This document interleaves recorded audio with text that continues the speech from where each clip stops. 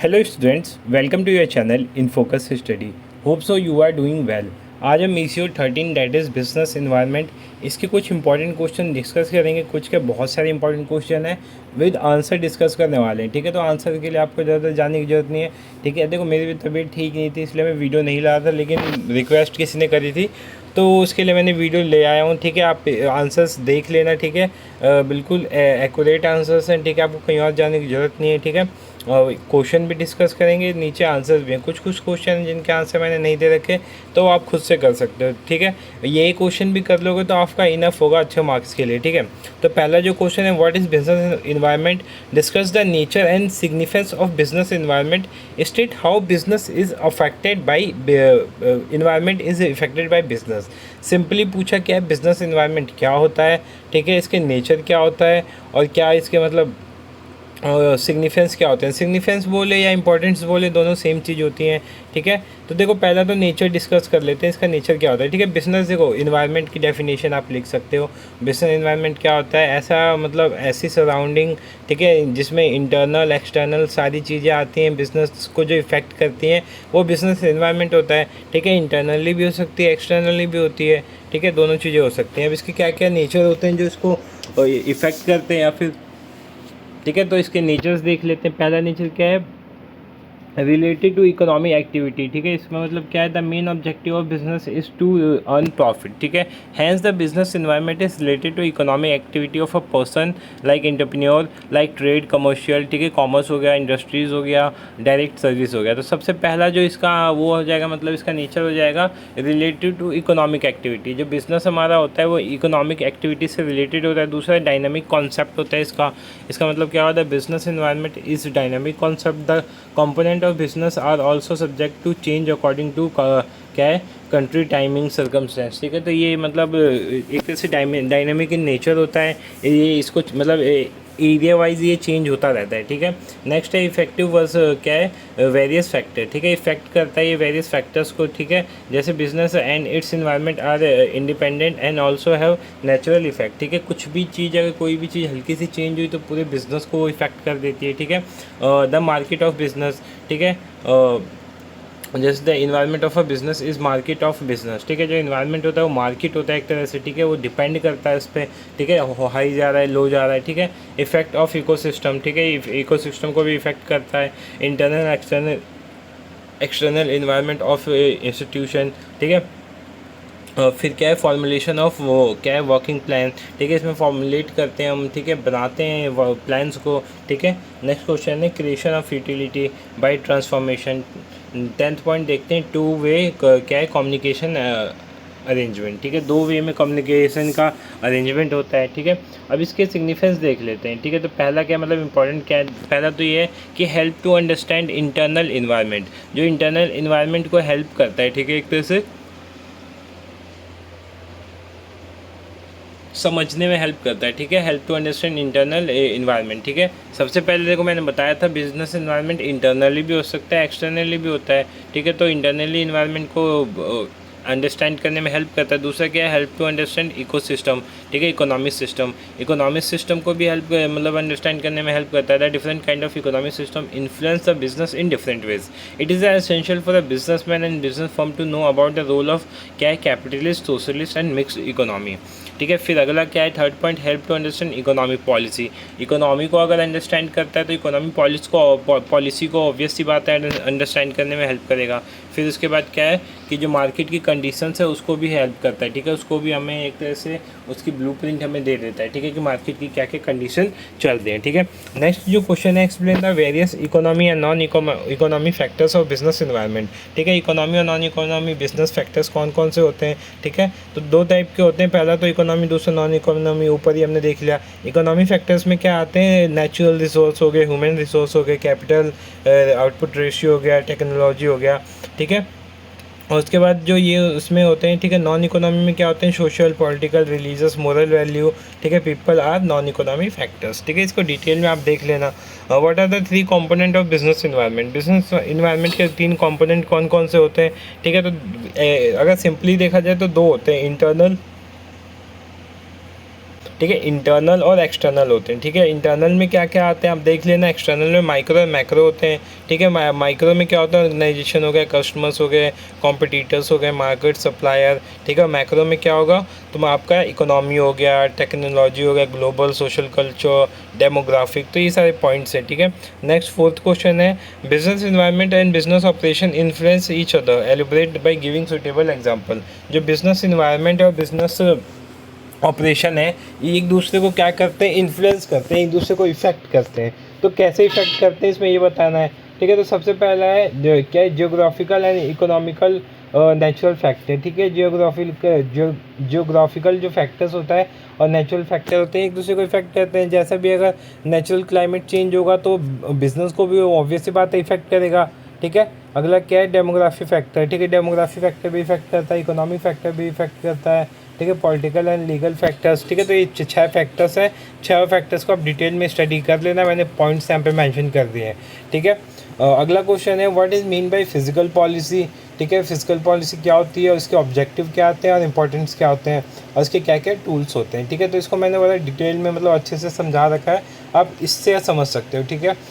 देखो physical policy क्या होता है, ये टूल होता है एक, ठीक है, at the disposal of government to influence the nation's economic growth based on Keynes economy, ठीक है। जो कीन्स थे जो इकोनॉमी के महान एक तरह से विद्वान माने जाते हैं, ठीक है। तो उन्होंने दिया था, it is use for coordination with monetary policy. इसके ऑब्जेक्टिव क्या होते हैं, पहला तो एम्प्लॉयमेंट को बूस्ट करने में हेल्प करता है और इकोनॉमी को डेवलप करने में हेल्प करता है, ठीक है। फिर मेंटेन क्या करता है, इकोनॉमिक ग्रोथ रेट को मेंटेन करता है, ठीक है। और जो स्टैंडर्ड हमारा लिविंग भी मतलब रहने का जो स्तर है ना, उसको भी क्या करता है, इंक्रीज़ करता है। और जो इक्वालिटी होती है उसको बढ़ाता है और प्राइस को कंट्रोल करता है, ठीक है। अब टूल्स क्या होते हैं, टैक्सेशन और 2 होते हैं, एक तो टैक्सेशन होता है, एक पब्लिक स्पेंडिंग होता है, ठीक है। और टैक्सेशन में डिटेल में आगे देख लेंगे हम, और पब्लिक स्पेंडिंग में भी डिटेल में देख लेंगे, ठीक है। टाइप्स क्या होते हैं, टाइप्स देख लेना आप, 2 टाइप्स होते हैं, वैसे टाइप्स पूछता नहीं है, ठीक है। अब इसके भी फिजिकल डिफिक्ट क्या होता है, फिजिकल सरप्लस डिफिक्ट मतलब जो कमी आती है, ठीक है। जो जैसे देखा है लिखा हुआ, if government spend more than what it earn, ठीक है। ज़्यादा खर्च कर रहे हैं और अर्न कम कर रहे हैं तो डिफिक्ट होगा, भाई कुछ गलत हो रहा है, ठीक है। और अर्न कम कर रहे हैं मतलब स्पेंड कम कर रहे हैं और अर्न ज़्यादा कर रहे हैं तो फिजिकल सरप्लस हो रहा है, ठीक है। फिर मॉनेटरी पॉलिसी क्या होता है, ये क्या करता है, मनी सप्लाई को कंट्रोल करता है, ठीक है। लो फेड फंड्स रेट, ठीक है, रेज करता है फंड रेट को, ठीक है। Work faster than physical policy, physical policy से ज़्यादा अच्छे काम करता है, ठीक है। हेल्प इन मेंटेनिंग एफिशिएंसी, और एफिशिएंसी को भी बनाए रखता है। अब देखो फिजिकल पॉलिसी की यहाँ भी एक डेफिनेशन दे रखी है, तो आप यहाँ से करो या ऊपर से करो, बात वही है। की पॉइंट्स क्या होते हैं इसके देख लेते हैं। Physical policy refer to how government receive and spend money, जो गवर्नमेंट है वो मनी कैसे रिसीव कर रही है और कहाँ स्पेंड कर रही है, ये फिजिकल पॉलिसी का एक टर्म होता है। Physical policy can be seen from 2 perspective, taxation and spending. या तो हम टैक्सेशन लगा के करते हैं या फिर स्पेंड करके करते हैं। स्पेंड किस पे करते हैं, लोगों पे करते हैं, ठीक है। तो ये सारे इसके थोड़े से की पॉइंट्स से देख लेना। अब टूल्स क्या होते हैं, टूल्स मैंने बता दिया था, taxation as a physical tool, ठीक है। टैक्सेशन के अंदर भी बहुत सारी चीज़ें तो वो आप देख लेना, ठीक है। थोड़ा ज़्यादा टाइम नहीं, ठीक है। तो फिर उसके बाद क्या है, सॉरी एक और मिस हो गया, हाँ, गवर्नमेंट स्पेंडिंग, ठीक है। Spending as a physical tool, तो स्पेंडिंग भी डिटेल में आप देख लेना, ठीक है। PDF हम डाउनलोड कर सकते हो, ठीक है। PDF में डाल दूंगा, इसका कोई चार्ज नहीं लगेगा, ठीक है। आप डाउनलोड कर लेना टेलीग्राम या फिर व्हाट्सअप से ज्वाइन होकर, ठीक है। और जल्दी से इसको डाउनलोड करके आप रीड कर लेना, ठीक है। तो कर लेना, मैं डाल दूंगा, देखूंगा जैसे टाइम मिलेगा मैं PDF भी वहाँ भेज दूंगा। अब इसके ऑब्जेक्टिव क्या होते हैं, ठीक है। तो government have several objective in mind, ठीक है। सिंपली ऑब्जेक्टिव देख लेते हैं। फुली एम्प्लॉयमेंट, ऊपर भी हमने देखा था कि एम्प्लॉयमेंट को इंक्रीज़ करने के लिए, इकोनॉमी को ग्रोथ करने के लिए, ठीक है। जैसे ही हमारा जो फिजिकल वो तो मतलब या तो देखो सरप्लस में तो बेनिफिट होगा ही ना कि हमारा चलो स्पेंड हम कम कर रहे हैं बट अर्न ज़्यादा कर रहे हैं, तो इसका मतलब क्या है, हमारा हाँ सारी चीज़ें ठीक चल रही हैं, ठीक है। तो one of the government main objective to keep and get people into work, not only the government benefit from higher tax. देखो जितने लोग काम करेंगे टैक्स उतना ज़्यादा मिलेगा, तो ये भी एक इनका रीज़न होता है, ठीक है। इकोनॉमिक ग्रोथ में भी हेल्प करता है और डेप्ट को भी कंट्रोल करता है। क्यों, क्योंकि जितने लोग ज़्यादा जॉब करेंगे वो बेरोजगार कम रहेंगे और डेप्ट उतना ज़्यादा कम होगा, ठीक है। और इन्फ्लेशन कैसे कंट्रोल होता है, देखो महंगाई नहीं बढ़ेगी, सबके पास रोजगार होगा तो सब अपना मतलब एक तरह से स्पेंडिंग करने के लिए एबल होंगे, ठीक है। जैसे ही एबल होंगे तो इन्फ्लेशन नहीं होगा, चीज़ों के प्राइस हाई भी होंगे अगर, तो लोग उसको मतलब बियर कर सकते हैं, ठीक है। रीडिस्ट्रीब्यूशन, ठीक है। पॉलिटिकल, ठीक है। पॉलिटिकल क्या होता है, फिजिकल पॉलिसी एज इनवाइटेबल, ठीक है, inevitable become a political tool that many क्या है incumbent government use a bit get simple से यही बात है। देखो गवर्नमेंट जैसे जैसे चेंज होती, इसकी लैंग्वेज थोड़ी सी टफ है, गवर्नमेंट जैसे जैसे चेंज होती रहती है फिजिकल पॉलिसी पे भी उसके हिसाब से इफेक्ट पड़ता है, ठीक है। तो पॉलिटिकल यही होता है, ठीक है। फिर अब उसके बाद आते हैं what are the ecological issue, ठीक है। इकोलॉजिकल इशू क्या होता है, इकोलॉजिकल सिस्टम क्या होता है, हाउ आर इकोलॉजिकल इशू क्या है relevant to business environment in India, ठीक है। तो देखो सिंपल सी बात है, इकोलॉजिकल इशू क्या होता है, जो भी चीज़ें हमारे इकोसिस्टम को इफ़ेक्ट करती हैं या इकोसिस्टम से रिलेटेड होती हैं, जो उसको इन फ्यूचर हार्म करेंगी या जो इन प्रेजेंट हार्म कर रही हैं, तो इकोलॉजिकल इशू हो जाता है, ठीक है। सिंपल सी बात है, फ्लड हो गया, एयर पॉल्यूशन हो गया, रिवर पॉल्यूशन हो गया, ठीक है। तो ये सब इकोलॉजिकल इशू है और ये बिज़नेस से कैसे रिलेट करती हैं, ठीक है। तो ये आपको बताना है, तो ठीक है। तो सिंपली देखो एक ये था, एक सैटेलाइट थी, ठीक है, जिसको 2004 में क्या किया गया था, देखा गया था, उसमें देखा गया था thick haze and smoke along Ganges basin in northern India, ठीक है, मेजर सोर्स ऑफ, ठीक है। तो यहाँ पे देखा गया था, इसके मैं पिक भी आपको दिखाता हूँ। देखो आप सिंपली देखोगे, ये पिक ली गई थी, ठीक है, सैटेलाइट से। यहाँ पे गंगा के पास क्या था, फॉग टाइप का था, ठीक है। तो ये पॉल्यूशन को दिखाता है कि गंगा के आसपास कितना ज़्यादा मतलब पॉल्यूट हो रहा है गंगा। आपने देखा ही होगा, आप गाँव जाते होगे या फिर किसी भी, यमुना की देखो, यमुना जी की हालत कितनी ज़्यादा ख़राब हो रखी है, मतलब पॉल्यूशन का तो वो ये नदी को कम, वो नाला ज़्यादा बना दिया है, ठीक है, दिल्ली और आसपास के एरिया के लोगों ने, ठीक है। लोगों ने नहीं, एक तरह से लोगों ने भी बनाया और बाकी जो ये बिज़नेस है इन्होंने भी बनाया, ठीक है। ये लोग उसमें जो भी इनका वेस्ट होता है सब फेंक देते हैं, ठीक है, जिसकी वजह से इफेक्ट हो जाता है, ठीक है। उसके बाद क्या है, there are many environment issue in India, air pollution, water pollution, garbage, ठीक है। थर्ड पॉइंट देखते हैं, environment issue are one of the primary cause of disease, ठीक है। अब जैसे इन्वायरमेंट होगा, एयर पॉल्यूशन होगा, ठीक है, वाटर पॉल्यूशन होगा, तो उसकी वजह से बीमारी भी होंगी, ठीक है। तो ये मेजर इशू होते हैं, ठीक है। फिफ्थ पॉइंट देखते हैं, वाट आर अरे फ्लूड आर द, देखो फ्लूड भी होता है, ठीक है। फ्लूड की वजह से क्या होता है, मान लो आप बिजनेस आपने किया और वो आपके आसपास फ्लूड आ गया, ठीक है, तो वो उससे आप कितना ज़्यादा इफेक्टेड हो जाओगे, बहुत ज़्यादा इफेक्टेड हो जाओगे फॉर द टाइम, मतलब for the fix time of period आपका जो बिज़नेस होगा वो क्या हो जाएगा, ठप हो जाएगा, ठीक है। तो यहाँ पे जैसे देख सकते हो उत्तराखंड में जो आया था, तो उस टाइम पे जो बिज़नेस होंगे वो तो पूरे शट डाउन हो गए होंगे, ठीक है। शट डाउन का बिज़नेस गायब भी हो गए होंगे, ठीक है, फैक्ट्रीज उठ गई होंगे वहाँ से, ठीक है। तो ये था। फिर मेजर इन्वायरमेंट इशू है फॉरेस्ट और एंड एग्रीकल्चर क्या है, डिग्रेडेशन, ठीक है। आप देखा होगा फॉरेस्ट, मतलब फॉरेस्ट क्या हो रहा है, काटे जा रहे हैं, ठीक है, और एग्रीकल्चर लैंड का डिग्रेडेशन हो रहा है, वो उसकी जो गुणवत्ता होती जा रही है, कम होती जा रही है, ठीक है। और major source of pollution in India include ramping burning of fuel woods, ठीक है, बायोमास, ठीक है, और फील्ड को भी जो जलाते हैं उसकी वजह से भी, लाइक अभी आपने देखा होगा ठंडियों में क्या हुआ था, दिल्ली को ब्लेम किया जा रहा था कि दिल्ली में पॉल्यूशन, लाइक दिल्ली में तो पॉल्यूशन है, ऑब्वियस सी बात है, बट जो पॉल्यूशन ठंडियों में और ज़्यादा इंक्रीज़ हो जाती है, वो किसकी वजह से इंक्रीज़ हो जाती है, जो पंजाब हरियाणा में क्या करते हैं ये लोग, क्रॉप्स जलाते हैं ना, तो उसका जो एक तरह से फॉग होता है वो आता है दिल्ली में, ठीक है। तो दिल्ली और ज़्यादा इफेक्ट हो जाती है। तो इसके जो जो पॉइंट्स एक बार देख लेना आप। नेक्स्ट है state the meaning and types of joint venture, describe their advantage and disadvantage, ठीक है।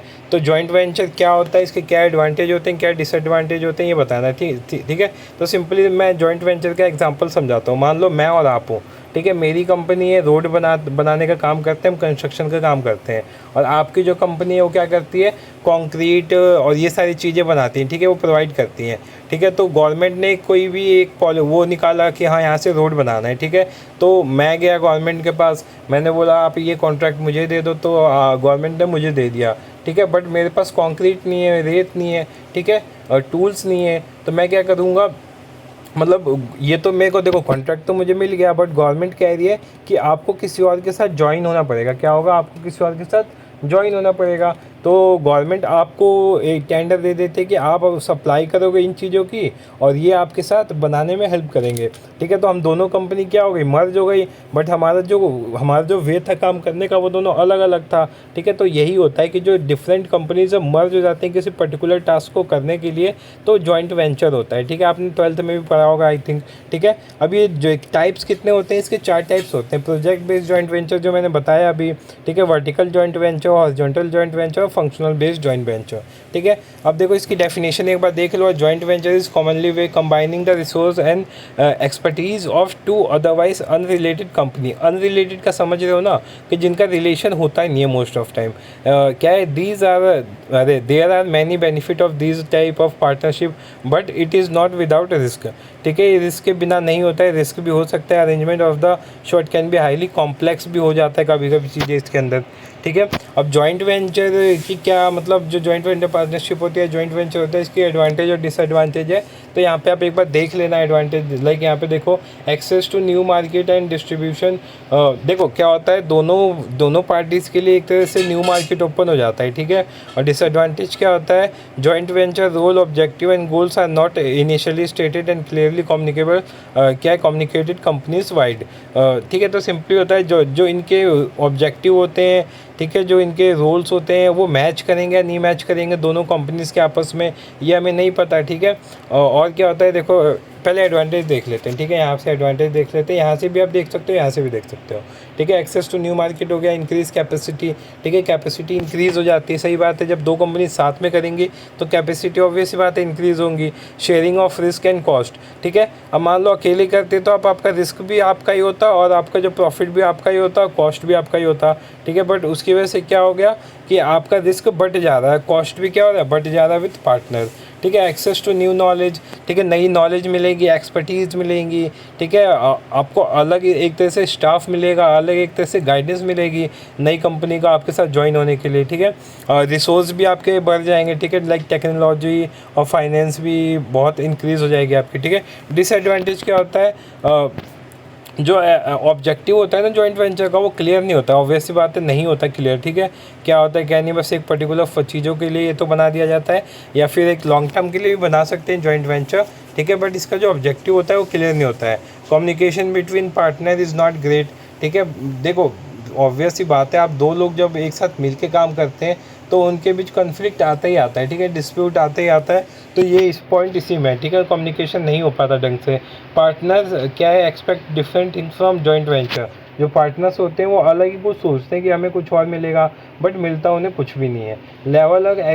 Level of expertise and investment is not equally match. अब मान लो मैंने और आपने किया था, ठीक है, तो मैं कॉन्ट्रैक्ट लेता हूँ। ठीक है, मान लो मैं बहुत पैसे वाला हूँ, ठीक है, और आपका जो नॉर्मल सा बिजनेस है, ठीक है, आपके पास स्टाफ भी इतने क्वालिफाइड नहीं है, मेरे पास बहुत क्वालिफाइड स्टाफ है। ठीक है, तो जब हम साथ में काम करेंगे तो एक तरह से वो मैचिंग नहीं हो पाएगी, और जहाँ पे मैचिंग नहीं होती है वहाँ पे जो काम होता है उसमें कोऑर्डिनेशन भी अच्छे से नहीं होगा। ठीक है, और जो फिर उसके बाद नेक्स्ट पॉइंट है, distribution of resource are not equally. ठीक है, जो रिसोर्सेज होते हैं वो भी इक्वली नहीं होंगे। आप एक अपने पॉइंट ऑफ मतलब आप अपना जितना कैपेसिटी है उसके हिसाब से थिंग्स प्रोवाइड करोगे, और मेरी जितनी कैपेसिटी है मैं उसके हिसाब से थिंग प्रोवाइड करूँगा। ठीक है, the different culture management style. ठीक है, दोनों का कल्चर और मैनेजमेंट स्टाइल क्या होगा, डिफरेंट होगा। ठीक है, तो ये भी इसका एक पॉइंट है। ठीक है, तो बाकी दो पॉइंट स्किप कर देना, ये बहुत हैं पॉइंट इसके। नेक्स्ट क्वेश्चन देखते हैं, what was the need of economic policy. Economic policy की नीड क्यों थी, ये क्वेश्चन शायद मैंने स्किप कर दिया। ठीक है, ये क्वेश्चन मैंने स्किप कर दिया है, अब देख लेना है इसके आंसर। ठीक है, मतलब हमें नीड क्यों थी इकोनॉमिक पॉलिसी की। सिंपल सी बात है, जब 1991 हमारा इकोनॉमिक क्राइसिस आया था तो क्या था हमारा, मतलब एक तरह से हम फॉरेन कंपनी इंडिया में ट्रेड नहीं करती थी उतना। ठीक है, तो हमने क्या किया, मतलब और हमारी जो इकोनॉमी थी वो एक तरह से पूरी ख़राब हो गई थी, जो हमारे रिज़र्व थे वो ख़त्म हो रहे थे। ठीक है, तो इसीलिए हमने फॉरेन रिज़र्व को बढ़ाने के लिए और इंडिया की इकोनॉमी को सुधारने के लिए और बिल्कुल अलग मिक्स इकोनॉमी बनाने के लिए हमने न्यू इकोनॉमिक पॉलिसी लाई थी। ठीक है, तो इसका आंसर ये हो जाएगा।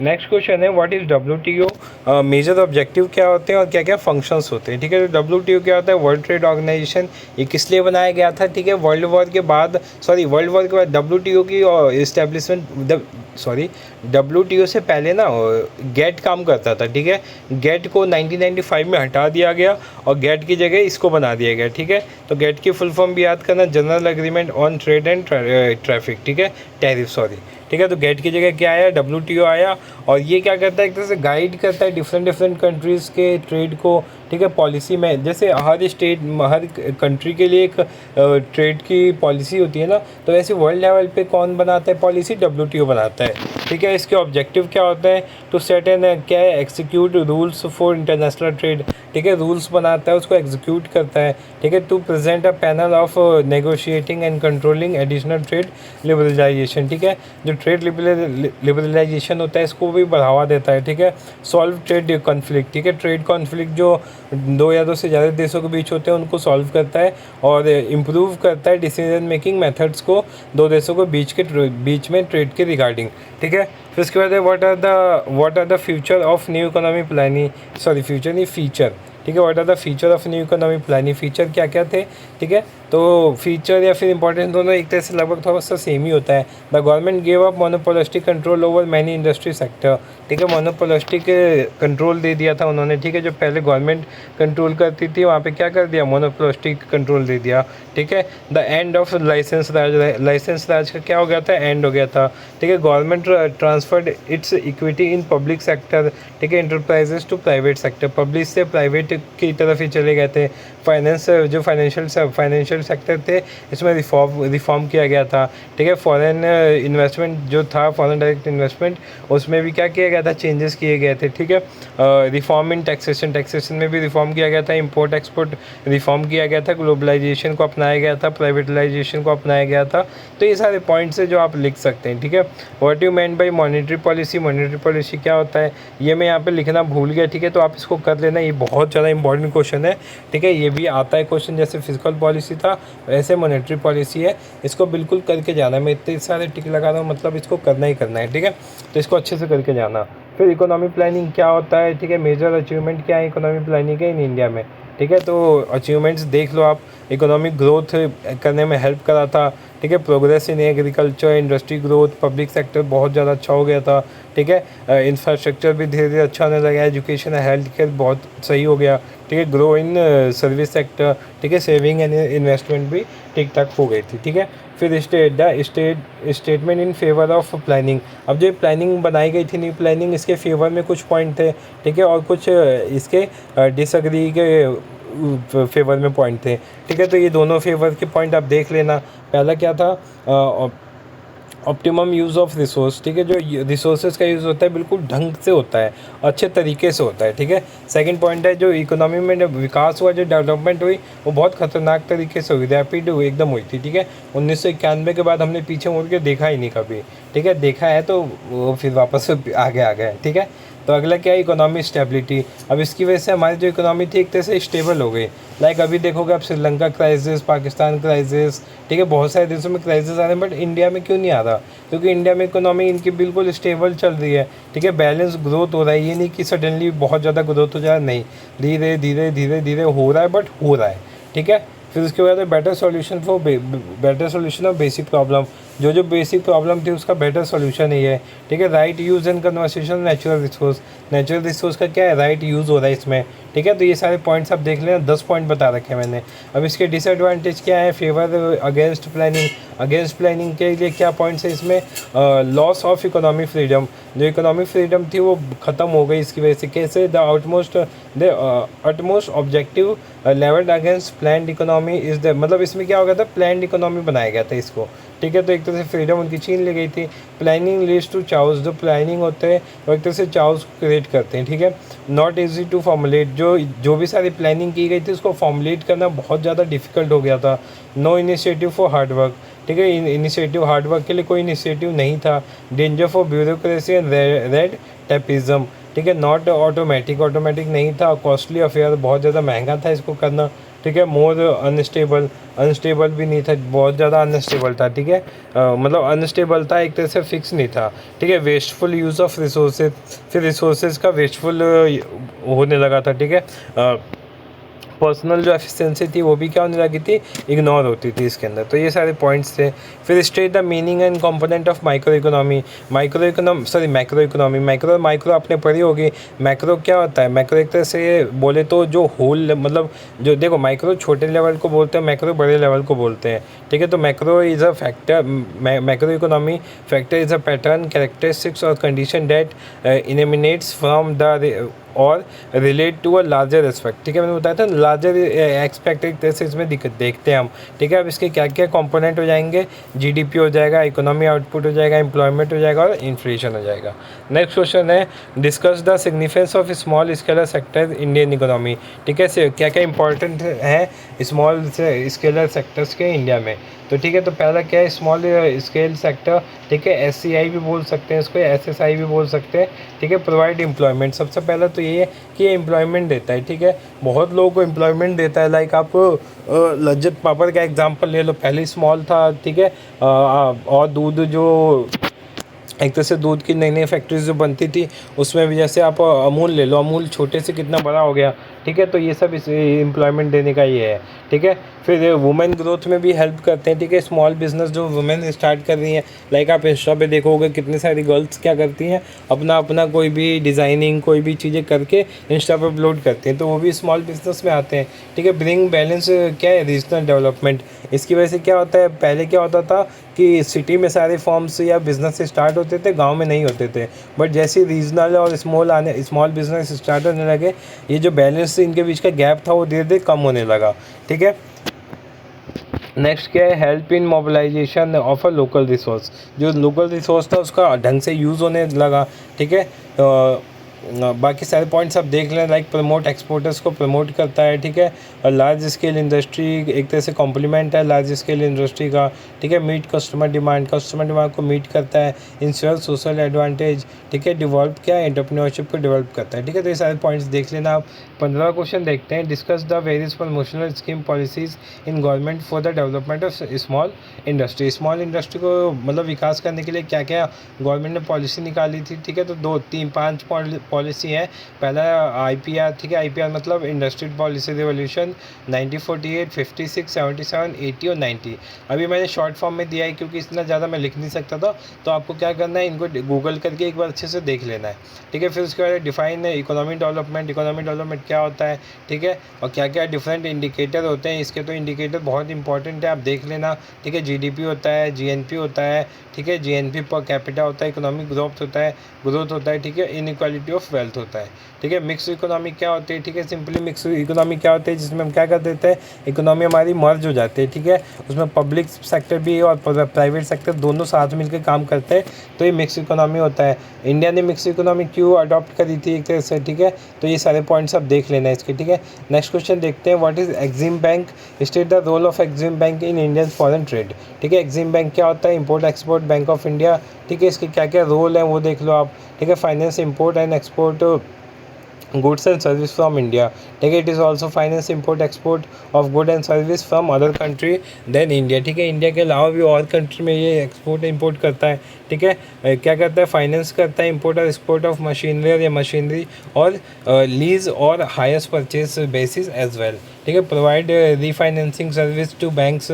ठीक है, तो ये सारे पॉइंट्स आप देख लेना, बहुत इंपॉर्टेंट क्वेश्चन है। अभी इंपॉर्टेंट क्या है इसके, ठीक है, इंपॉर्टेंस भी देख लो आप। ठीक है, फिर उसके बाद करते हैं next 19 question, state the indicators of industrial sickness. ठीक है, describe the cause steps of government to tackle this problem. देखो इंडस्ट्रियल सिकनेस क्या होता है, मतलब जो कोई फॉर्म होती है, जो इंडस्ट्री होती है वो सिक मतलब बीमार, जो मरने के कगार पे आ जाती है, तो उसको बोलते हैं। क्या क्या उसके रीज़न और क्या क्या इंडिकेटर है, कैसे पता चलता है। ठीक है, तो सिम्टम्स और इंडिकेटर सेम होते हैं। ठीक है, तो पहला जो है क्या है, डेटोरेटिंग फाइनेंशियल रेशियो। ठीक है, जो फाइनेंशियल रेशियो ख़राब होता जाता है। Delaying in audit of annual account, audit जो होता है वो टाइम से नहीं होता है। ठीक है, persisting shortage of cash flow में शॉर्टेज होती है। तो ये सारे पॉइंट आप देख लो। ठीक है, उसके बाद इसमें जो मेन चीज़ है वो ये है कि ये तो हो गया कॉज क्या क्या है, तो इंटरनल और एक्सटर्नल दोनों कॉज होते हैं। इंटरनल में क्या होता है, ठीक है, प्लानिंग अच्छे से नहीं होती, फाइनेंशियल जो कंस्ट्रक्शन होता है वो अच्छे से नहीं होता है, लेबर मैनेजमेंट प्रॉब्लम होती है। ठीक है, defective inefficient and age old machinery होती है। ठीक है, मशीनरी ढंग से काम नहीं करती, अनस्किल्ड लेबर होते हैं। ठीक है, तो ये पॉइंट इंटरनल होते हैं। एक्सटर्नल में क्या होगा, सडन चेंज इन गवर्नमेंट, मान लो गवर्नमेंट पॉलिसी बिल्कुल चेंज हो गई। ठीक है, तो वो भी बहुत ज़्यादा इफेक्ट देता है। ठीक है, क्या है, इरेटिक सप्लाई ऑफ इनपुट। ठीक है, सप्लाई बहुत ज़्यादा वो हो जाता है। ठीक है, नहीं कम हो जाता है। ठीक है, power cuts, demand and credit of क्या है, रिस्ट्रिक्शन। ठीक है, तो ये सारे एक्सटर्नल पॉइंट हो गए। अब गवर्नमेंट पॉलिसी क्या क्या थी जिसने हेल्प करी, तो वो पॉलिसीज़ आप देख लेना, ठीक है। बाकी नीचे कुछ क्वेश्चन है ज़्यादा, एक आंसर और है, हाँ ठीक है। एक और क्वेश्चन है जिसका आंसर है, जो क्वेश्चन क्या है अपना, what are the main cause of industry dispute, ठीक है। इंडस्ट्री डिस्प्यूट होता है क्या, आप एक तरह से समझ जाओ, ठीक है। मान लो कोई भी इंडस्ट्री है, उन दोनों के बीच क्या हो रहा है, कुछ डिस्प्यूट हो रहा है, कि दोनों मान लो सेम चीज़ वो कर रहे हैं, प्रोड्यूस कर रहे हैं, तो वो बोल रहा है तुमने मेरा केमिकल चुराया है, तुमने मेरा केमिकल चुराया है, तो यही इंडस्ट्री डिस्प्यूट होता है, ठीक है। अब इसके बाद इसमें पूछा क्या है ब्रीफली, मतलब ये तो हो गया कॉज क्या होते हैं, ठीक है। तो आपको कॉज याद करना है, दो होते हैं, इकोनॉमी और नॉन इकोनॉमी। इकोनॉमी में क्या आता है, वेजेस हो गया, मान लो वेजेस आपको बहुत कम मिल रही है, तो आपने क्या कर दिया, अपने जो इंडस्ट्री है, आपका जो फैक्ट्री है, उसमें धरना दे दिया, ठीक है। तो ये हो जाएगा, ये भी एक तरह से कॉज ही होता है इसका, ठीक है। तो ये देख लेना आप, इसके अंदर के सारे बोनस नहीं मिलता टाइम से, डियरेंस अलाउंस नहीं मिलता, ठीक है। वर्किंग आवर बहुत ज़्यादा हो जाता है। फिर नॉन इकोनॉमी में क्या आता है, victimisation of worker, ill treatment by supervisory staff, ठीक है, sympathetic to strikes, political calls, ये सारे होते हैं, ठीक है। फिर उसके बाद जो इसको ठीक करने के लिए सिचुएटरी और नॉन सिचुएटरी कॉज होते हैं, मेजर्स होते हैं, वो क्या है, तो वो 3 इसके ये दे रखे हैं और बाकी इसका एक दे रखा है, ये देख लो आप। बाकी क्वेश्चन है, explain the various landing programmes, क्या क्या है, ठीक है। Explain concept of collecting bargaining, what are the different types of collecting bargaining agreement, discuss the pre क्या है रिक्विटीज फॉर कलेक्टिंग बारगेनिंग।